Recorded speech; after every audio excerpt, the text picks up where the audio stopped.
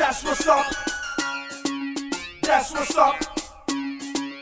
That's what's up.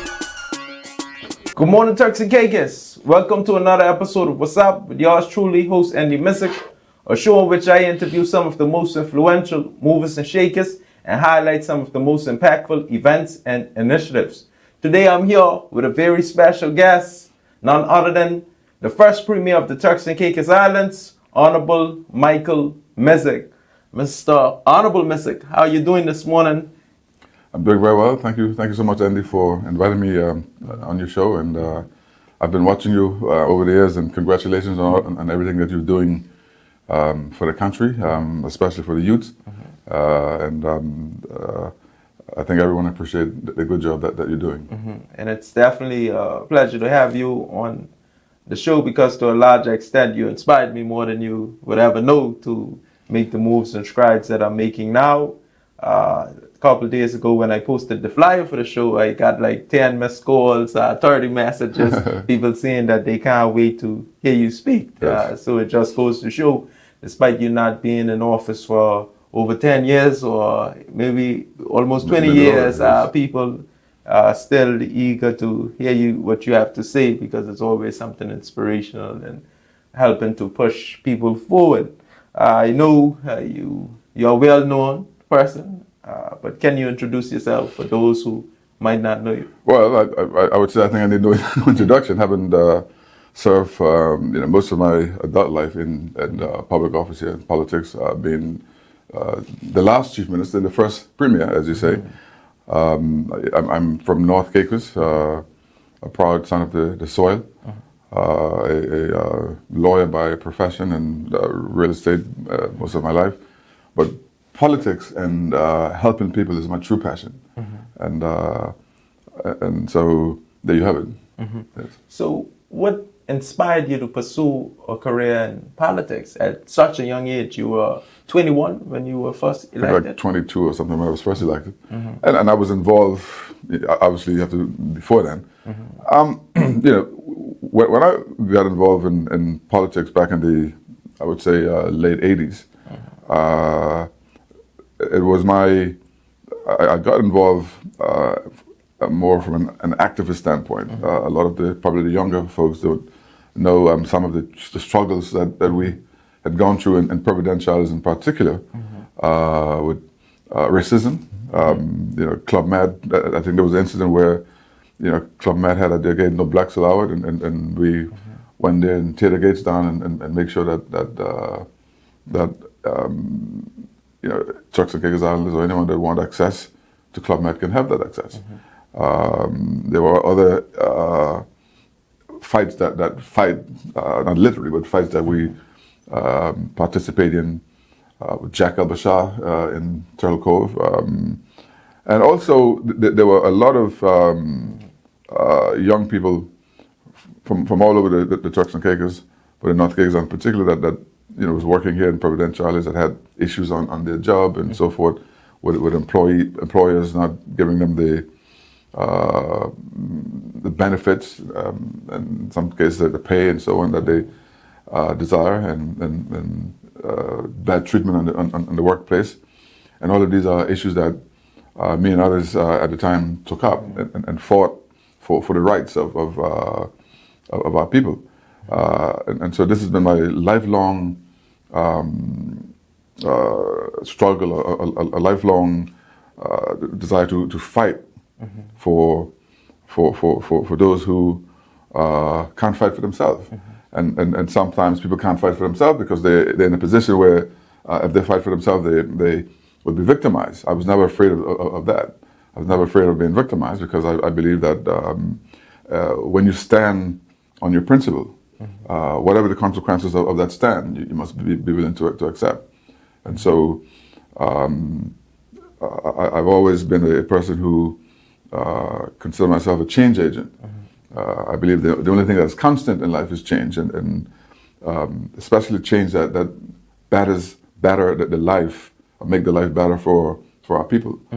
And so that's been my that's been a crusade that I've been on. Yeah.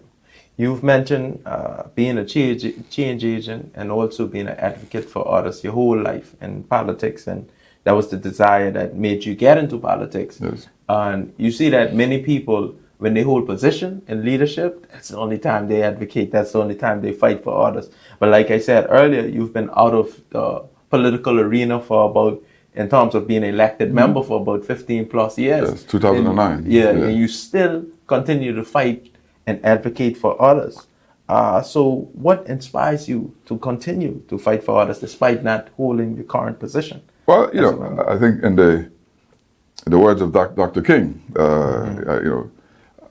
injustice, anywhere is a threat to justice everywhere. And so, still in our small Turks and Caicos, there's still so much work to be done in relation to advancing our people, particularly in the workplace, particularly in terms of employment and business opportunities, particularly in terms of empowerment, in terms of health care, and so forth.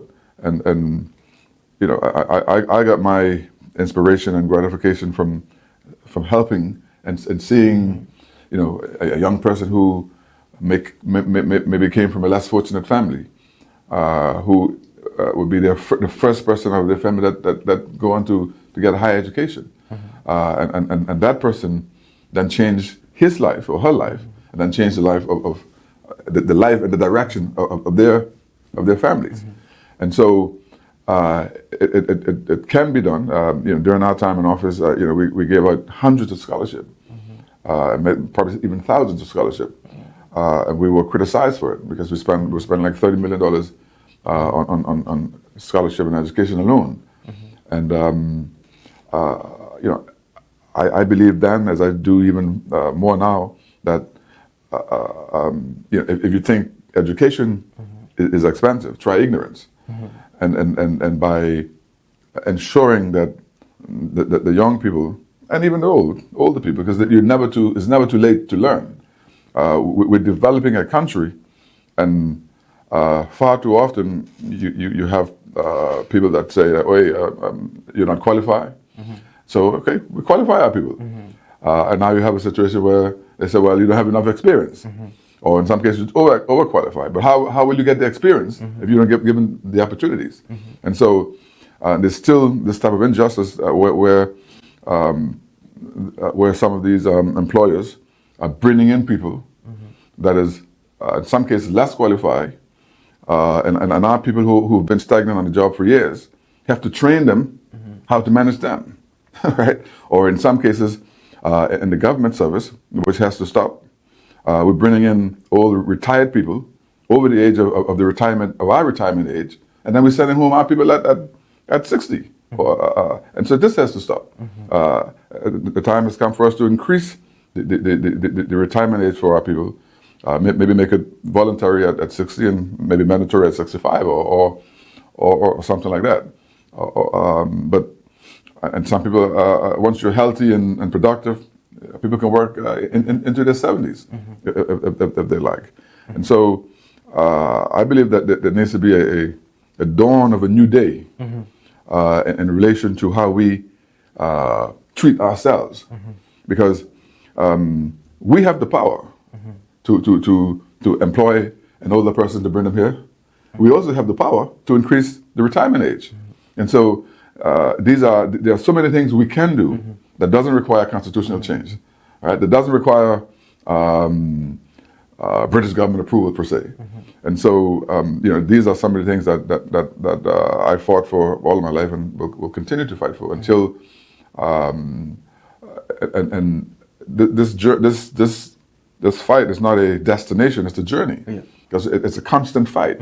You have to fight to. It's almost like a prize boxer. You have to train and fight to be the best, but you also have to train and fight to maintain the best. And so, and I want the best for our people. And you've even coined the phrase "Turks and Caicos Island first." You spoke about it. You touched on it a lot, from the incidents at Club Med back in the day to even before. I hear stories of how some prestigious job for Turks and Caicos Island was as simple as being a bank teller back in the day, and that is something that our ancestors fought for. What drove you in to have the level of confidence to stand up against the status quo at that time and to say, hey, changes need to be made. Turks and Caicos Island has to be first. Why they can't be the director? Why they can't be the permanent secretary and hold these prestigious positions? Well, this is our country. This is the country of our birth. This is the country that God has given us. This is the only country we have. And while we have no issues, and we respect, and there are people who have come to help us build our country, and we appreciate that. And those who have come to live among us, who treat us with respect, we obviously have to treat them with respect. So it's not saying Turks and Caicos Islands first, in my view, is not being disrespectful. It's putting your self-interest first. If you can't take care of yourself, how are you going to take care of others?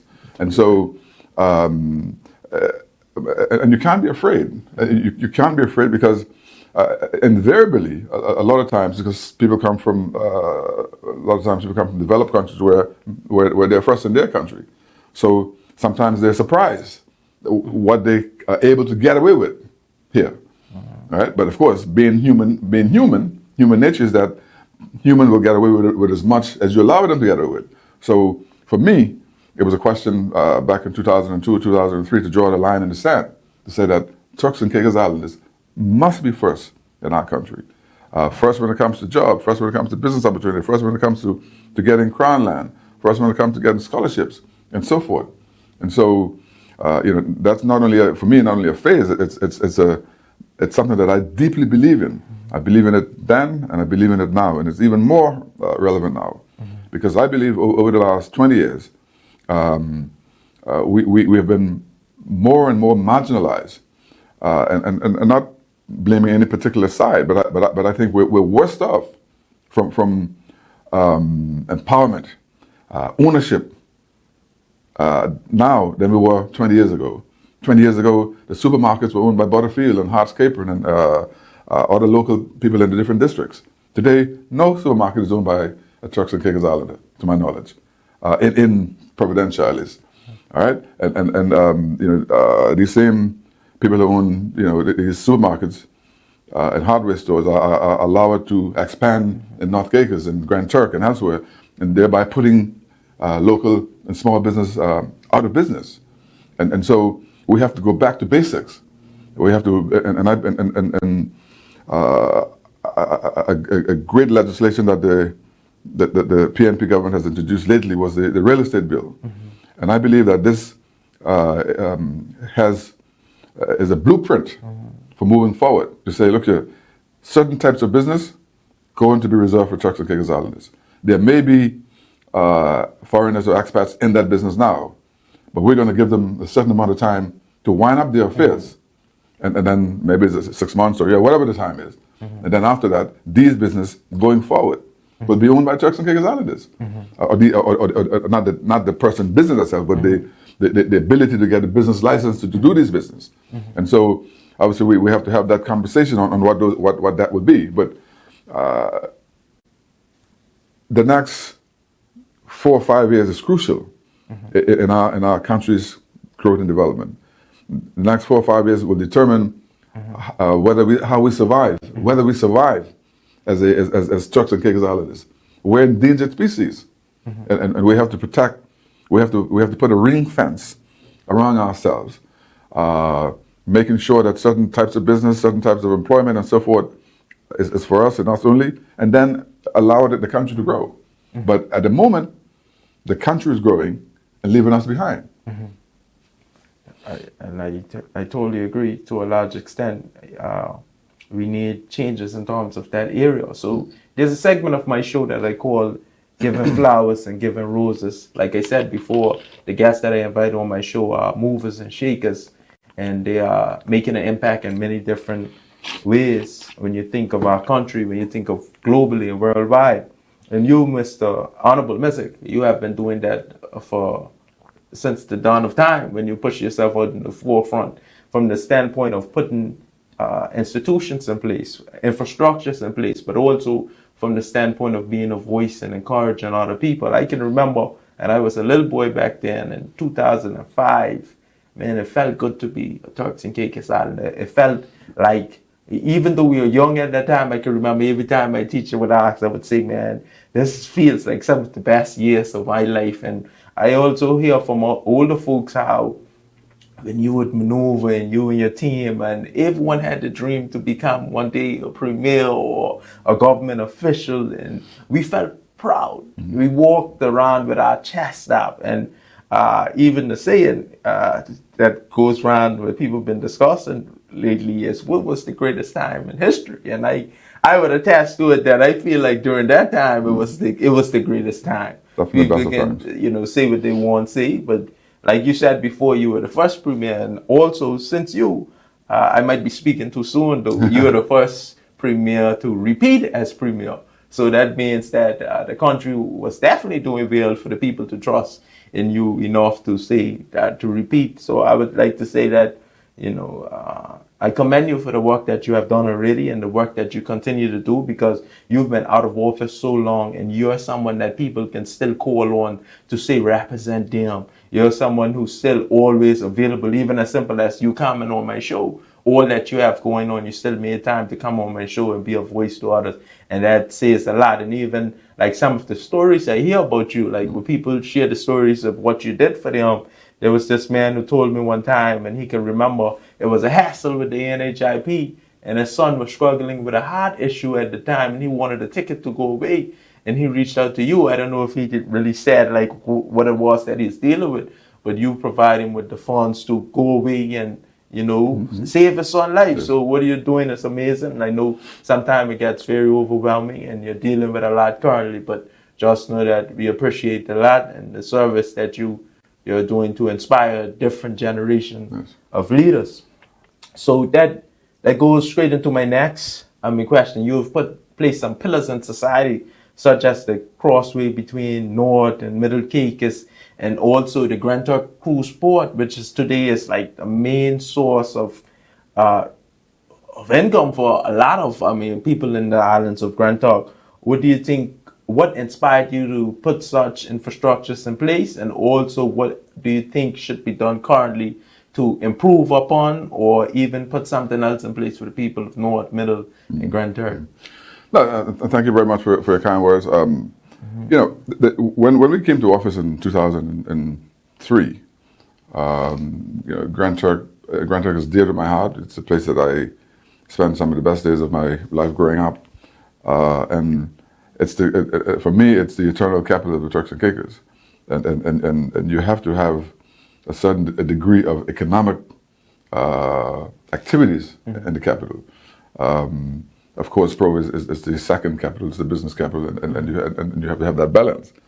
The decision to allow the cruise ship port, when we took office, Holland America had talked, I think, to the previous government about putting a cruise ship port into Front Street, which maybe would not have been workable because of the weather. I don't know, those who live in Grand Turk know.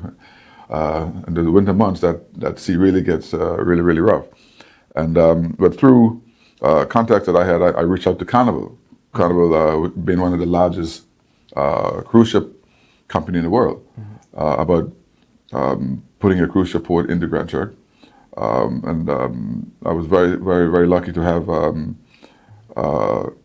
William Moss, who's originally from here, who was president of the Freeport Authority at the time, and with Edward St. George, who's the majority owner of the Port Authority. They had a great relationship with Carnival because they've done it in Freeport, and I was friends with both of them, and was able to get them to help me to convince Carnival to bring this cruise ship port here, and we certainly did a deal at the time that there was nothing really happening in Grand Turk, so of course we gave considerable concession at the time to get the cruise ship port built, and that wanting to use that as a catalyst to drive the economy of Grand Turk, and it did.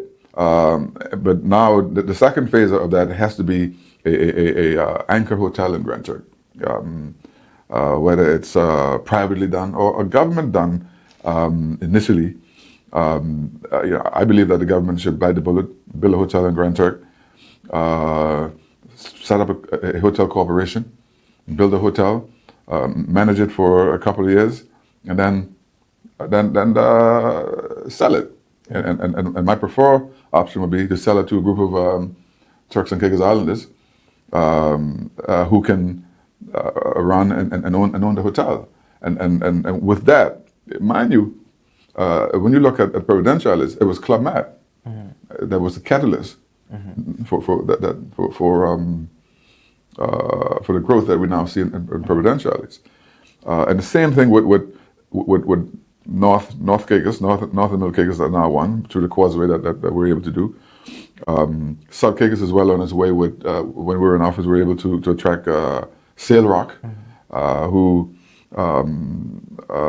who's made significant investment into South Caicos, and now the government has built a airport terminal and so forth. So I believe South Caicos is the next island that will flourish. I mean, in February, you have American Airlines flying, directly from the States to South Caicos, and I can say to people, South Caicos, get ready because the change is coming. But we have to ensure that South Caicos, Grand Turk, North Caicos, and the other islands don't go the route of Providenciales, where you have physical development, but the benefit for people are minimal. And we're not only looking for a job. We're looking for a stake. We're looking for ownership in businesses and so forth to empower our people. And so we have a small population. We have a beautiful country. I think one of the prettiest country in the world. And I've said time and time before, there's no reason for any of us to be poor in this country. I agree. This country is in a land of plenty.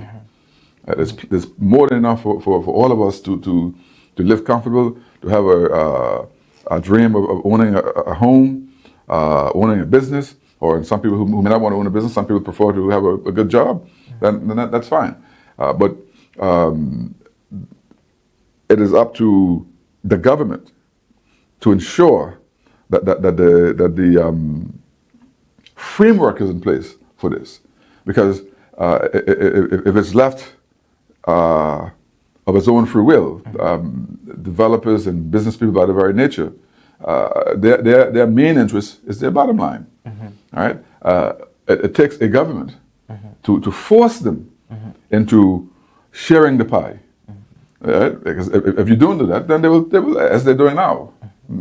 They beg the car. They beg. I mean, we have a situation now where we're not taking part in the construction. Very few of us benefiting from the construction industry in terms of money-wise.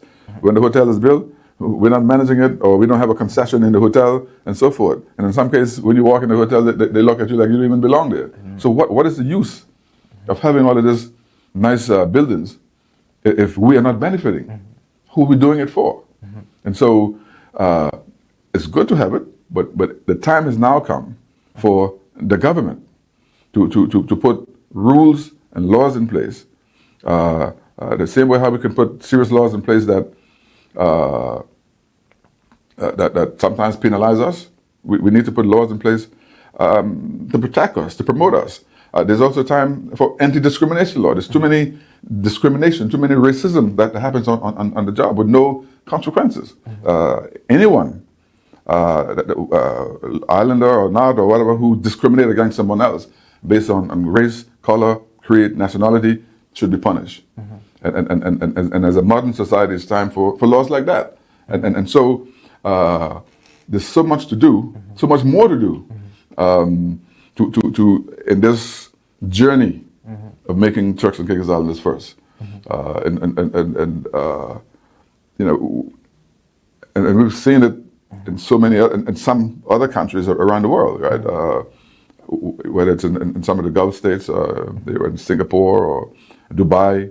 In Dubai, you can come in with $1 billion, but the license is owned by someone from Dubai. And Dubai have millions of people, but the I don't know what they call themselves, Dubaians or whatever, from the United Arab Emirates, they're in a minority, but they control the wealth. They control the access, right? And what happens unless I don't think someone just walking up the street should have access to our government without going through a Turks and Caicos holiday. Now, when you do that, those people who are used to having access and getting everything for nothing, branded corruption.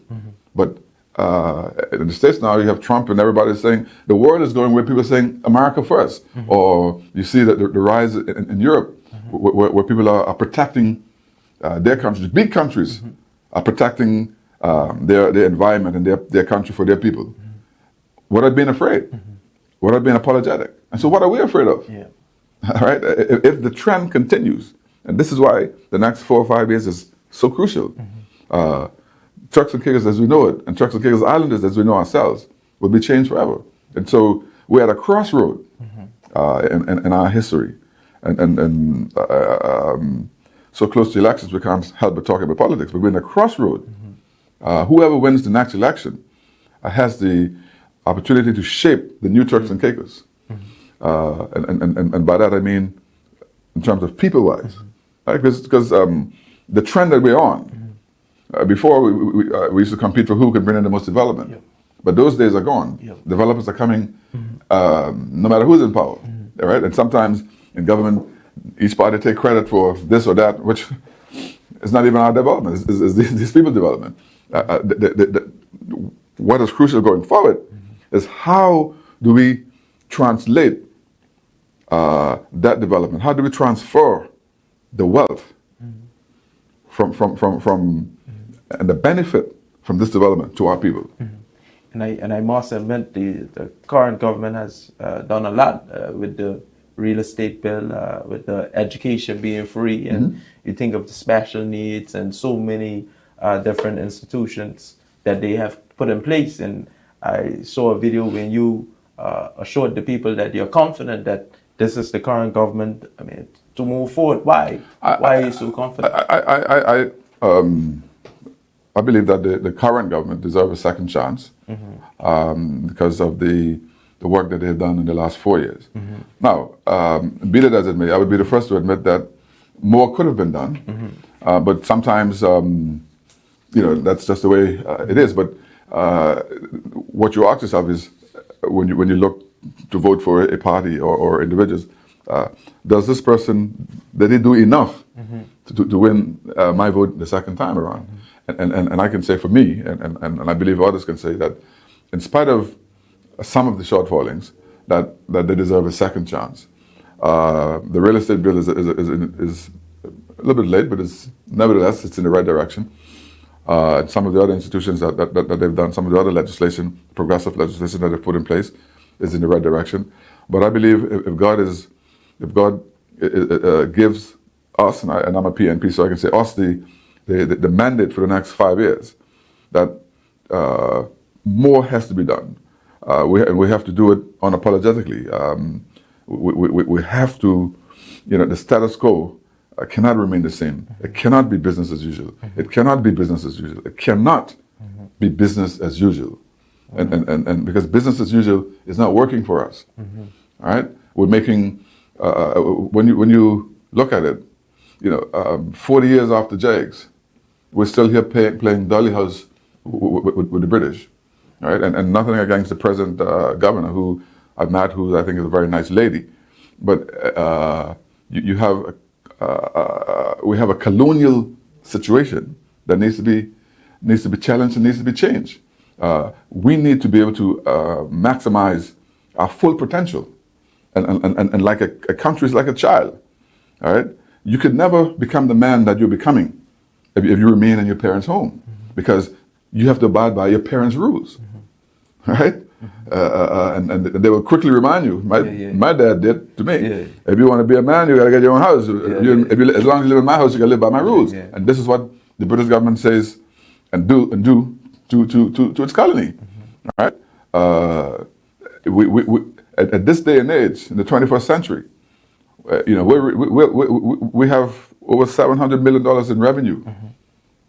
We have to get their permission on how to spend our money. Make it make sense. It's like me coming to live with you and I'm telling you how to spend your money. That makes no sense. And anyone who can't see that, it makes absolutely no sense in this day and age. right? This independence is not a word. Is nothing to be afraid of. We're all, at the end of the day, we're all interdependent, right? And I believe that the PNP made a tragic mistake in 1980 by not embracing independence. Had we gone independence in 1980, we would have gone through the growing pain. We would have had over 40 years of independence. We would have been a lot more prosperous, because I can tell you from my time in government, the success that we were able to make during as premier with my team, we made that in spite of the British, not because of them. They fought us tooth and nail to get things done. And one of the reasons why I'm at where I'm at now is because of that fight. And so I say to the leaders on both sides and the parties on both sides, let's grow up. It's time for us to grow up. It's time for us to be man and woman. It's time for us to accept responsibility for our country, our own actions. It's time for us to say that it's time for us to come up with a vision. All right? It's too late to call it Vision 2020. Vision, let's call it something else. A vision for our country. We can say, look here, I think both parties should agree. In 5 years, whatever the time is, the British flag is going to go down, the Turks and Caicos flag is going to rise, and we're going to go. Of course, we'll always have differences, but there'll be differences amongst ourselves. And I can tell you, my people, of course, you know, both parties will fight for things that they have in the manifesto, but after the election is done, they have to now go and negotiate with the British government to get their mandate. You give us a mandate, we can't implement our mandate because we're independent. Because we're not independent. We have to get the permission of a third country to implement the mandate that our people give us. You've definitely been an advocate for independence for quite some time now, and believe it or not, I believe that it's the route that we should take, without a doubt, in leadership. And a lot of people say it's a process. It's important that we put a blueprint down to say we're getting here at this time, we're working towards it. I totally agree with you. But a lot of people go against it. Believe it or not, a lot of people go against it. What do you see that many people don't? What do you see currently in the Turks and Caicos Islands to make you say that we can fight on our own 2 feet as an independent country? Well, forthwith, right now. Well, one, my view, he who pays the piper calls the tune. We're paying our way. We have hundreds of millions of dollars in reserve. And we don't even have a proper tax system. This country should be making over $1 billion in revenue at this stage if we would come up with a proper system and not tax on our people. There are thousands of acres of undeveloped land that foreigners have that is sitting there. That should be taxed. Either you develop the land or it's taxed. And again, I'm not talking about Turks and Caicos Islanders, right? And all of these condos, people who come from mature countries, they're used to paying tax on their homes and so on and so forth. And so there are areas that you still can derive significant revenue from without affecting our own people. Number one. Number two, at this stage, there's absolutely no need to have a governor in our cabinet. There's absolutely no need to have a governor, right? There's absolutely no need to have a system, an antiquated constitution that gives the British government veto power over legislation and other executive decisions. The veto power should come from the people. You give me 4 or 5 years, if you don't like what I'm doing, you vote me out. That's what happens in the States. That's what happens in England. That's what happens in Australia. That's what happens in Canada. Why shouldn't it happen here? All right? And so, and those of us who are afraid, I mean, and let's face it, there are too many of us who still live in mental slavery. Mental slavery is a serious disease. Right? It affects your self-esteem. People who see others based on their skin color or based on where they come from is better than us or more competent than us. And I'm telling you from my own experience, some of these people come here are less competent, They just, well, in some cases they're lucky because, you know, they come here, they mix and mingle, and then next thing you know, they come here with nothing, and next thing you know, they have everything. And we who've been here and who've made the sacrifice for our country, we're stagnant, right? I know family members and friends who've been in the hotel industry for 20, 30 years as a bartender. 20, 30 years, still a bartender. Now, that can't be right, right? And so, in other countries, you start off as a bellboy, and the people that come here for 20 years, you end up managing the hotel because there's training, there's progression, right? Just before I left office, we had a major sort of a training plan that we were putting in place whereby hoteliers and other business have to train, and Butch Clare was the one who was leading the charge for me on this. Well, you have to train people. You have to give me a training plan, a succession plan. All right, this thing of giving work permit year after year, year after year, year after year for the same positions has to go. All right, and an example of what we did was with Cable and Wireless and some of the banks and Digicel. You know, when we break the monopoly with Cable and Wireless, and hence Draxima became Managing Director of Cable and Wireless, we said there's absolutely no way that we're going to grant a work permit for you to bring in a manager of Cable and Wireless when we have qualified people. I remember sitting across the table from the then Governor Tafari, who wanted to bring in a British Commissioner of Police during my time in office. And I said to him, well, hey, you're in charge of the police, but I'm in charge of the government money. Now, I can tell you, the Turks and Caicos government ain't paying for him. Now, if you want to bring him in, that's up to you, but we're not going to pay, right? And so, and we didn't pay, and he didn't bring it in, and we had a Turks and Caicos Islander who became commissioner, who was, in my view, Edward Hall, one of the best commissioners. Right? So if we could have a local commissioner back then, why we can't have? Well, we had Stanley Williams, we had Paul Harvey, we had Edward Hall, we have people like Albert Grant, Michael Taylor, Elko Williams. All of these are great men, right? And you know, this thing right now where every 2 years or a year they bring in we need to give. I think we're at the stage with the police where if the executive team, the local executive team, is incompetent, then fire all of them and replace them, right? But one man, you can't bring in. You keep bringing in someone from England, or in this case now from Jamaica, but you still have the same executive team, right? Of course, these people have to have. I mean, being human, they have to. They see every year someone else come in with different ideas and so on. They last a year and then they're gone, and then they'll have to pick up the pieces. If I was in government, I would bite the bullet, make someone like Kenny Grant, Commissioner of Police, and someone like Dusty, Deputy Commissioner, young guys with a bright future ahead of them, and help them to build a capacity around them, because you know that Kenny Grant has the ability to be there for 20 years, and he loves his country, can make the type of change that is necessary. All right. And if you need to bring in someone as an advisor or consultant, do that. But give our people the authority to make the change that is necessary. And you'll see the difference. Right? And I'm sure you'll see the difference in policing. And while we're on that, you know, it's good to see police on the road, but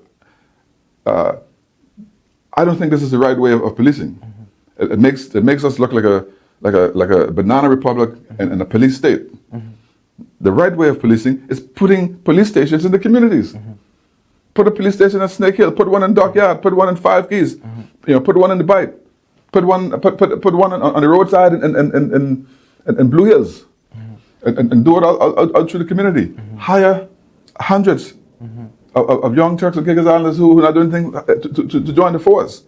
Start let's bring back the Police Training Institute, where not only you're training people to join the force, but there's a continuous training for those who are in the force, including the commissioner, because training is a continuous thing to be updated with technology. Right now you have and so forth, and all of this go hand in hand with border control.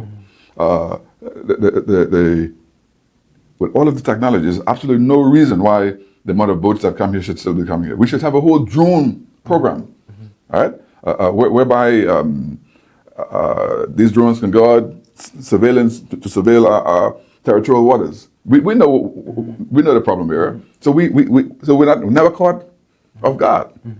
We need to invest in serious gunboat to patrol our waters.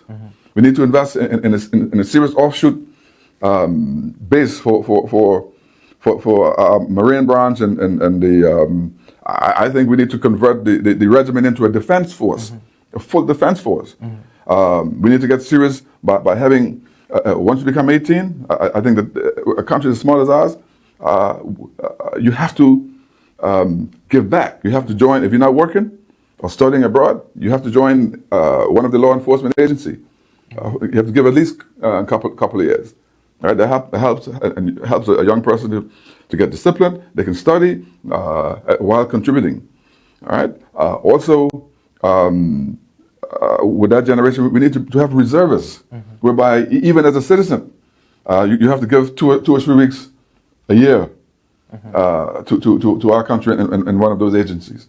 And so, as I said, the time has come for new thinking, right? Because we've been doing the same things for the last 40 years and getting the same results. And we wonder, what's the problem? The problem is that we're not willing to embrace change. That's true.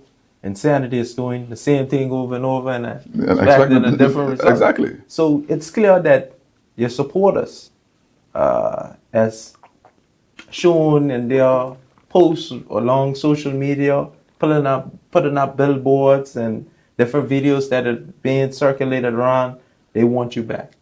You see it with the billboard when you come in near the roundabout, real like Mike. In terms of leadership, do you feel like your leadership in frontline politics has concluded, or do you believe you still have more to contribute? I believe I still have a contribution to make, whether it's in frontline politics as elected or pushing from behind the scenes as I'm doing now. But I also believe that my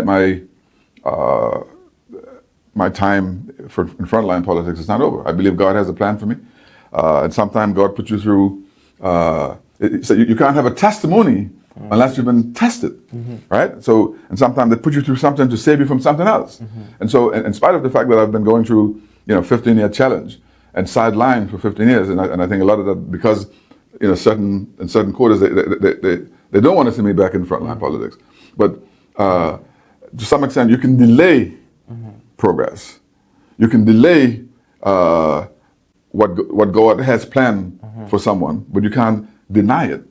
And so it is my hope and dream to see and live and die in an independent Turks and Caicos, in a prosperous Turks and Caicos, a Turks and Caicos where Turks and Caicos Islanders are first, where no Turks and Caicos Islander go slave hungry, no Turks and Caicos Islander, or every Turks and Caicos Islander have a home. As we say in North Caicos, have house, tank, and money in the bank, right? And when I say this, people think it's attainable. Some people think it's not, but it's attainable. It's attainable if we set our sight towards it, if we put policies in place to ensure that it happens. And so, I've decided to sit this election out for a number of reasons. I could run. Trump is the president of the United States. Trump, so the fact that I'm going through a court case doesn't prohibit me from running, right? And so I've decided not to run this time for a number of reasons. Number one, of course, I think it's better if I have this case behind me. Number two, my brother is the present leader of the PNP and Premier, and I love him dearly. I think he's doing an incredible job, and he desires to finish the job that he has started, and I don't want to interfere with that. We've had a fight back in 2002, 2003 when I ran against him for leader and win. But at my stage and his stage, that's a distraction that I don't think neither of us want at this stage. And so I support him 100%. And I look forward to being on the ballot in the next election. Come hell or high water, I will be on the ballot next election. But for now, I will support my party. I will some of the ideas and some of the dreams and aspirations I have for my people. I hope that I can influence him and others to see it through, and to some extent, I think we both. Well, we don't see eye to eye on everything, but nobody sees eye to eye on everything. But there are a lot of young, brilliant candidates, like Sharon and like Jolly and others, who, and I see you one day, who we want to be able to pass the torch on to, and to who are not afraid to take our country to the next level, and I look forward to, participating with young people that share the same dreams and aspirations as I do.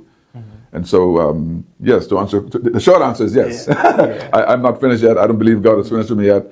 And I have faith. And my good book told me, if you have faith the size of a mustard seed, you can move mountain. And I have that faith that God will see me through the things that I've been going through over the last 15 years. I appreciate the prayers and support of so many of our people. And suffering is nothing that we as black people are not used to. Overcoming that suffering and turning it into something positive. When something happens to you, you have a choice, right? And I say to young people all the time: if someone interfere with you, you have a choice.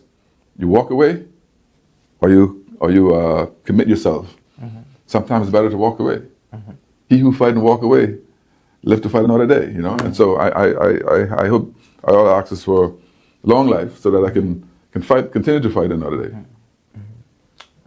Thank you, Honorable Misick, for taking the time and coming on the show. I like to end my show with a word of encouragement. What would be your final word to the people, and a word of encouragement for those out there who might be losing hope? Yeah. I can say to those of you who might be losing hope, don't lose hope. Don't give up on yourself. Don't give up on our country. Don't give up on the PNP. They say Rome was not built in a day. I know that there are a lot of issues out there. People who have crown land that the fees to pay for them is extravagant. And I believe that in the next 4 or 5 years, with the PNP government, this will change. Those of us who have issues in relation to whether it's business, employment, and so on and so forth, don't give up. And I want to address the young people in particular. A lot of our young people go away to study, whether it's the UK or England, but I'm saying to the young people, particularly those in the UK, come home. Be patient, right? And so sometimes you come home, you stay for a couple of months, maybe you don't get the job that you want, maybe you don't get the opportunities that you want, but don't quit. Stick with it, right? Do not give up on your country, because your country has not given up on you. And I think it's the plan of the enemy for us to move out and for them to move in. We've seen this in so many countries. That's how people take over countries, right? Because if all of our young people are leaving and moving to England, who's going to be the next generation of leaders? Political leaders, business leaders, leaders in the public service, right? And so let us fight together for the goals that we want to achieve for our country. Because no matter what, no one can love our country like we do, right? And I mean, there's many people who've made this country their home, who stayed here for a long time, but I've seen at the end of their life, most of them, 80%, go back to the country of their birth, right? Because they have a country to go to. I have nowhere to go, right? And as I said, the world has changed so much now that before you could go to the States, you can't even go there anymore because you stayed there longer than 30 years, 30 days. Trump or whoever was going to send you home, and then you can't even go back. So let us get away from this idea that the grass is green on the other side. Let us stay home, water our grass, so that our grass could be green here. And so my word, don't give up. Keep the faith. Let us build our country together. Let's keep hope alive. Thank you once again, Honorable Misick, for your time. You heard it, folks. Yours truly, host Andy Missick, with another great episode of What's Up. I'll see you all next week with another great episode. That's what's up. That's what's up. That's what's up.